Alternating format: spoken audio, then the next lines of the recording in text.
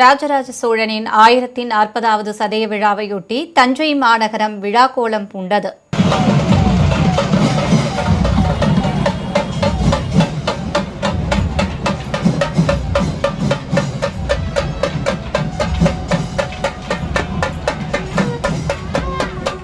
உலக புகழ்பெற்ற தஞ்சாவூர் பெரிய கோயிலை கட்டிய மாமன்னன் ராஜராஜ சோழன் ஐப்பசி மாதம் சதய நட்சத்திரத்தன்று பிறந்ததால் ஒவ்வொரு ஆண்டும் சதய விழா வெகு விமரிசையாக கொண்டாடப்படுவது வழக்கம். அந்த வகையில் இந்த ஆண்டு 1040வது சதய விழா வெகு விமரிசையாக கொண்டாடப்படுகிறது. அரண்மனை வளாகத்தில் இருந்து நாட்டுப்புற கலைஞர்கள் பங்கேற்ற மாபெரும் ஊர்வலம் நடைபெற்றது. இதில் ஏராளமான நாட்டுப்புற கலைஞர்கள் கலந்து கொண்டு நடனமாடியபடி ஊர்வலமாக வந்தனர். முன்னதாக பெரிய கோவில் வளாகத்தில் நேற்றிரவு 400 கலைஞர்கள் ராஜராஜ சோழனுக்கு பரதநாட்டியம் ஆடி புஷ்பாஞ்சலி செலுத்தினர்.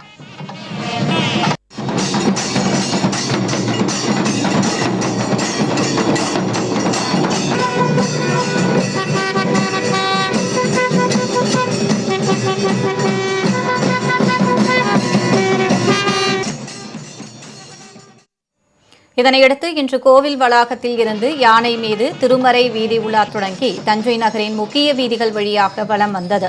இதனைத் தொடர்ந்து பெருவுடையாருக்கு 48 வகையான திவ்ய அபிஷேகம் மற்றும் அலங்காரம், மகா தீப ஆராதனையும் நடைபெற்றது.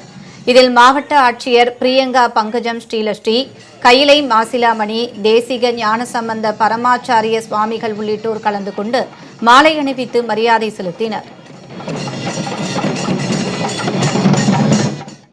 நாடு முழுவதும் இன்றைக்கு சைவத்தை போற்றி இருக்கிறது என்று சொன்னால் அதற்கு ராஜராஜ சோழன் போட்ட வித்து கலை, கலாச்சாரம், பண்பாடு, இன்னும் அரசு, அதனுடைய வாக்குரிமை முதலியவைகளின் கீழாக உள்ள மக்கள் முதலாக மேல் மட்டத்தில் உள்ளவர்களை வரைக்கும் அத்தனை பேரையும் ராஜராஜ சோழன் தான் அறிமுகப்படுத்தியிருக்கிறார்.